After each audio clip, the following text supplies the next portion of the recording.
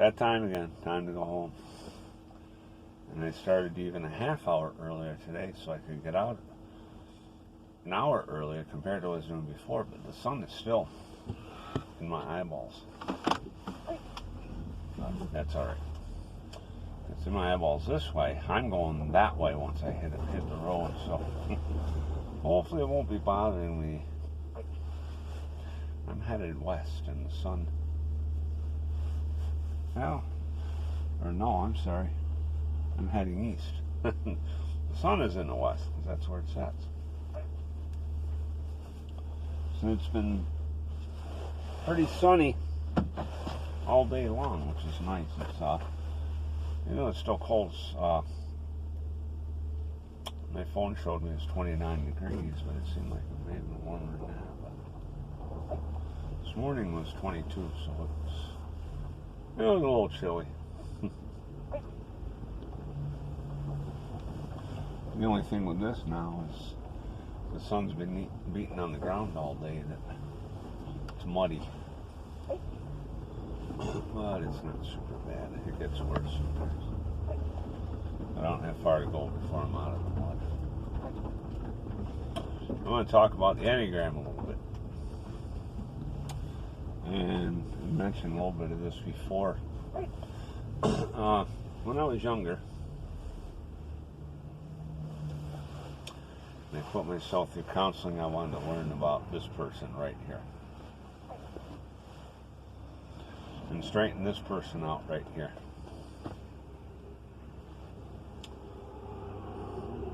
I was aware of the mean things people did, even pastors and people in the church. It was really a mess. I was visiting a Pentecostal church, and not that I hate those people, but they had a lot of things to work on. I did too. But some of the things they did were too mean. They just were not nice. And it was not good. I was a young guy, but, and I wasn't perfect, but I didn't want to lash out at people. I didn't want to laugh at people, things like that. And there's, people in that church I was visiting that did. But anyway, I didn't go there real long, and I ended up just one day picking up the stuff and left. I had my guitar and, amplifier and stuff like that. I played with the music group or praise group, whatever you want to call them. And there were other people that did that too. Just all of a sudden, poof, they're gone. And it's understandable, and even, in places like that. Well, one of the weird things there, some people, when they left, they turned their backs on the Lord completely, as though those people were to blame, or he was at fault. Why would you do that? If you have faith in Messiah, whatever people do to you should not push you away from Messiah. But anyway, later on, I got married, at some point.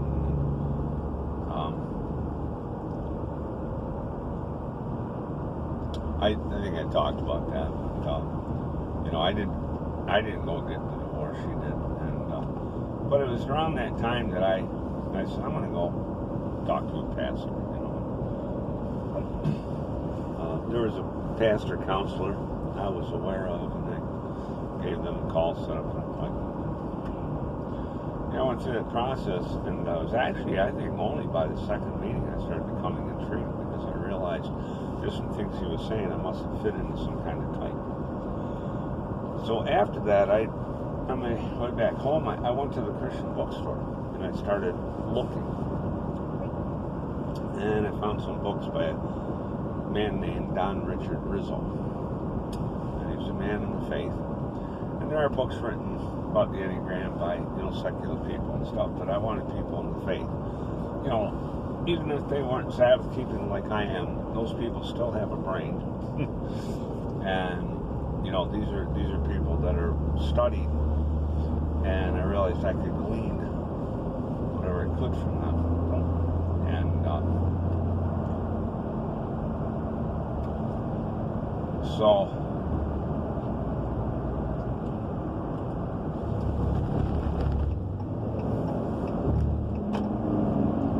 I started seeking and searching and trying to get my life in order.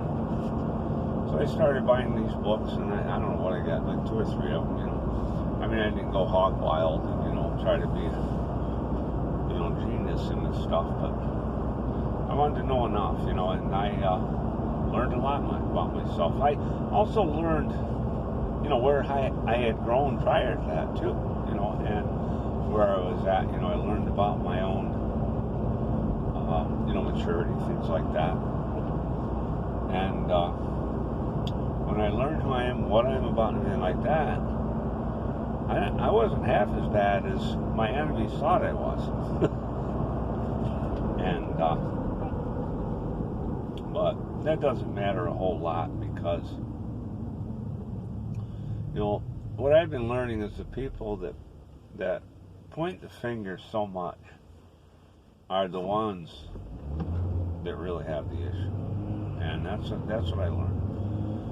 And do a lot of things, and that critical spirit will destroy you. I've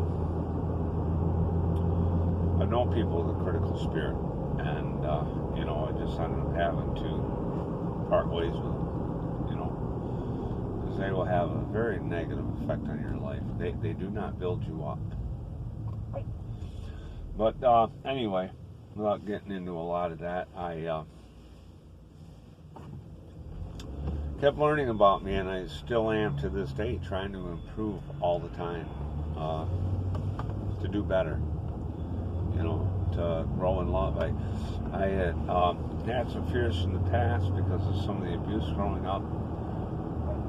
When I was younger, like in my 20s, I wondered, do I, get rid of the fear by addressing the fear, or do I try to grow in love? And I came to realize I grow in love.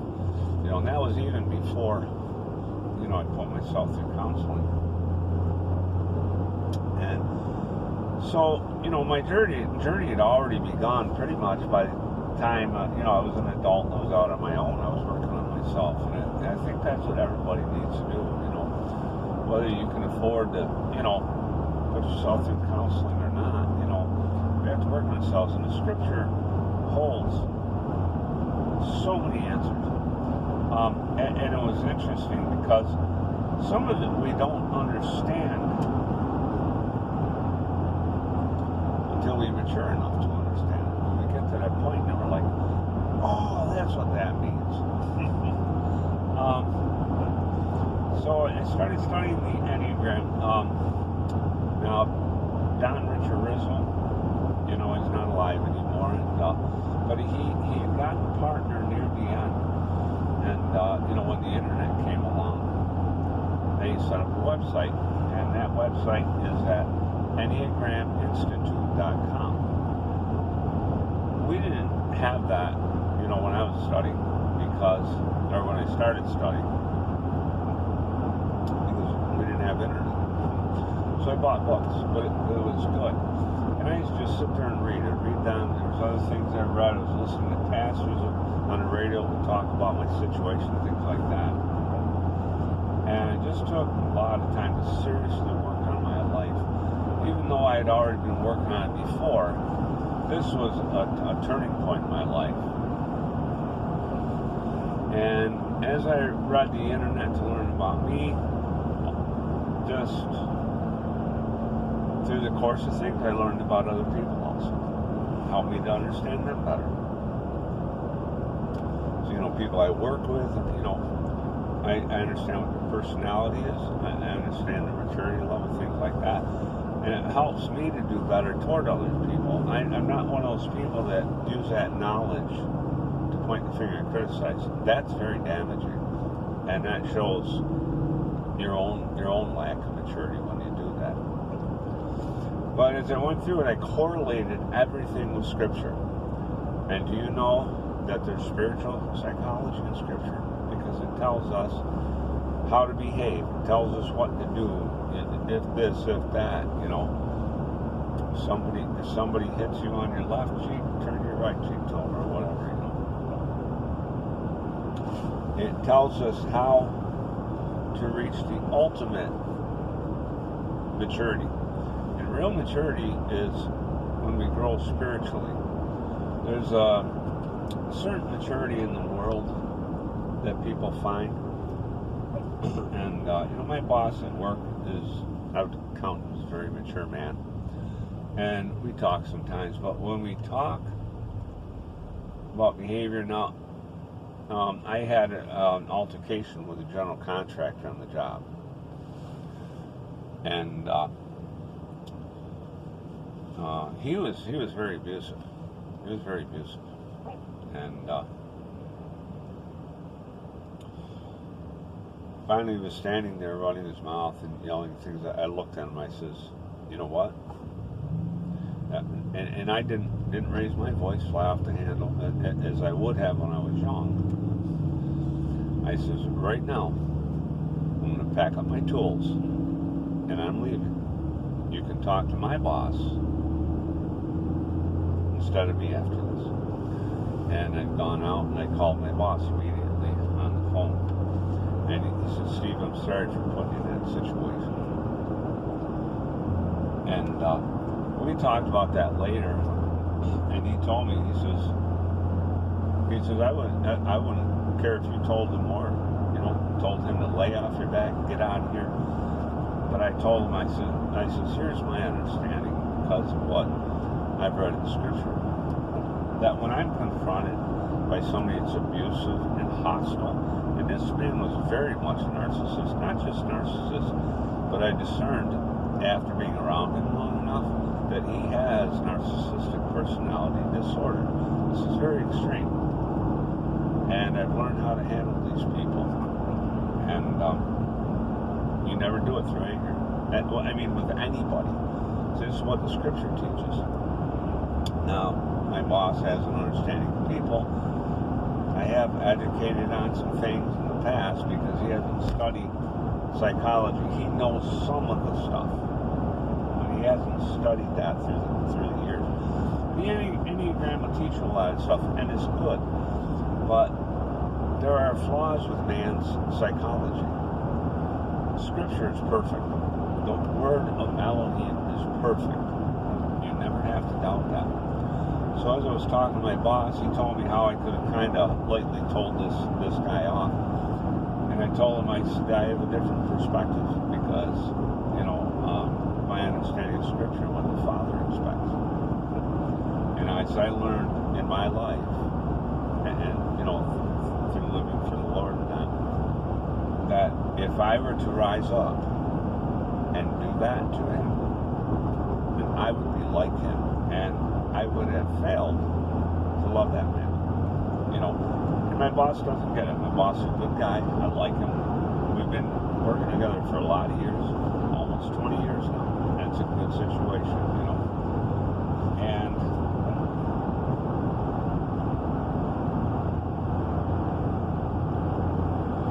so, you know, but we had that discussion. It was good, you know, just letting him know where I stand because, and he knows. I've told him before. I says I have to answer to a higher power.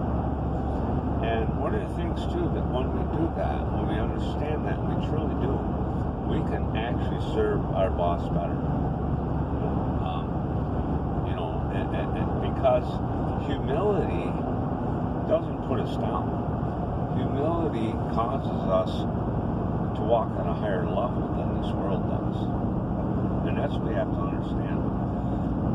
In man's psychology, when I studied the Enneagram, it had,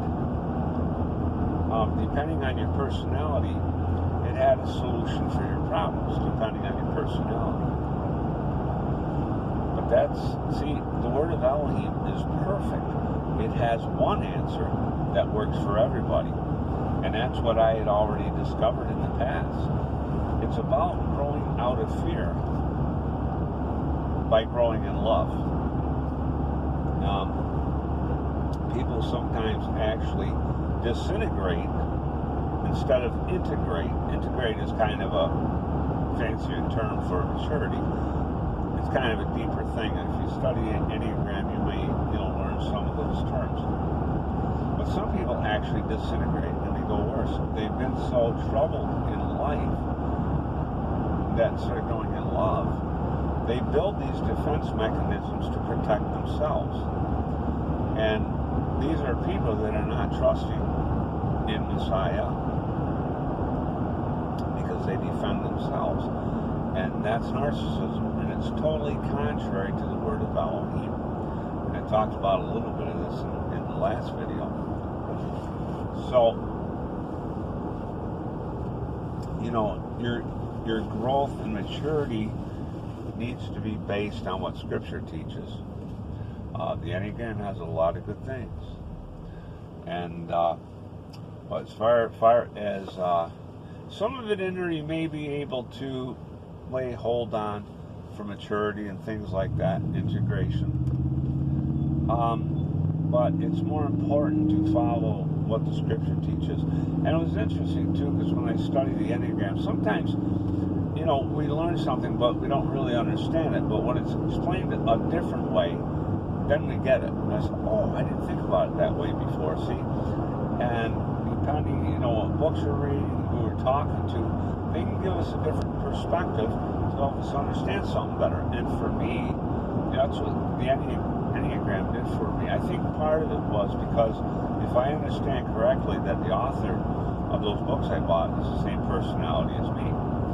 So it's easier to connect with somebody with the same thinking. See, personalities are made up of thinking types. We all think different, and that's what gives us our strengths and our weaknesses, and makes us good at a certain type of job or certain jobs because of the way we think. And when I was young, I didn't really know who I was. I had to discover me and to know what I'm good at. And so through the years, it's been a real journey. Our lives are very short.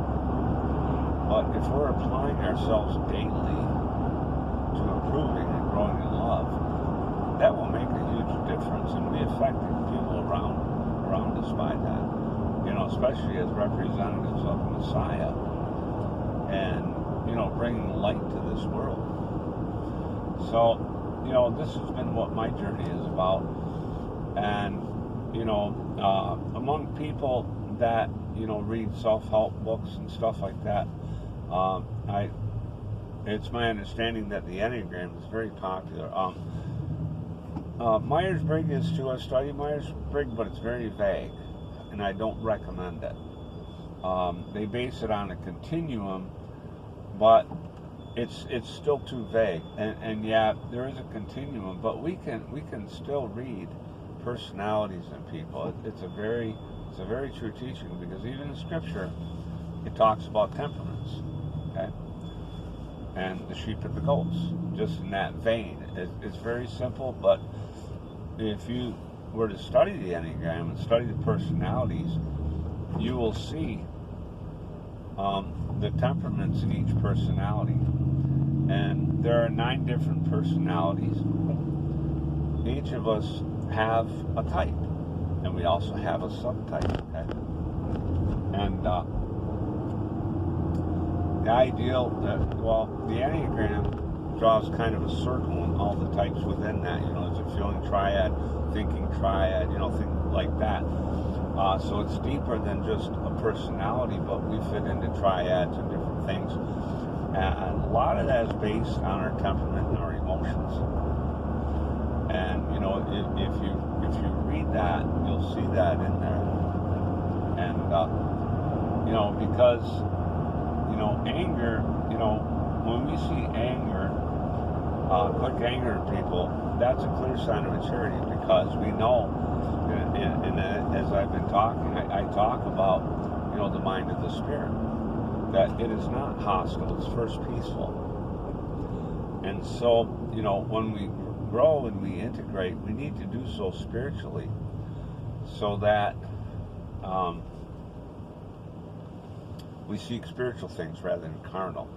And so, if you read the Enneagram, it is based on a lot of carnal things, but it gets into some spiritual things also. And so it's a deep study, and it's not something you're going to learn in a month's time or maybe even a year. I've been studying for years and still learning more. And for me to go through everything, through all the, that was probably a 3 to 4 year study that I did to, just begin to understand what I do. We are, the scripture says we are fearfully and wonderfully made. We are very intricate. Our psyche, our emotions, our temperament, everything like that.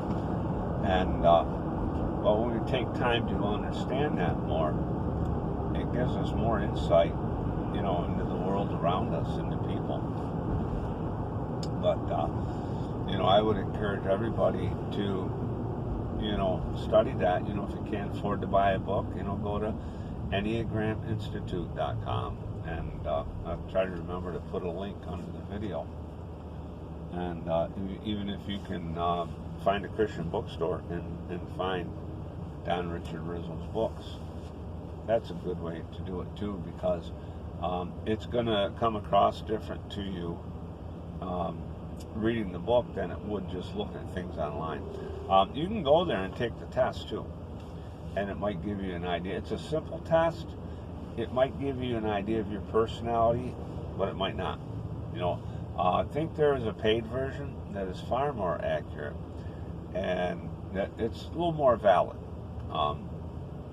So I would recommend that also, because once we get to know ourselves and we learn where our problems came from, and this is one thing I figured even before going to a counselor, I realized that if I can figure out where my problems come from, I might be better able to deal with them. And that's one of the first things the pastor told me, excuse me, when I went to see him. Because part of growth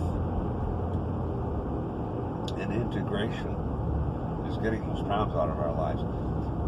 We need to get those triggers out of our life.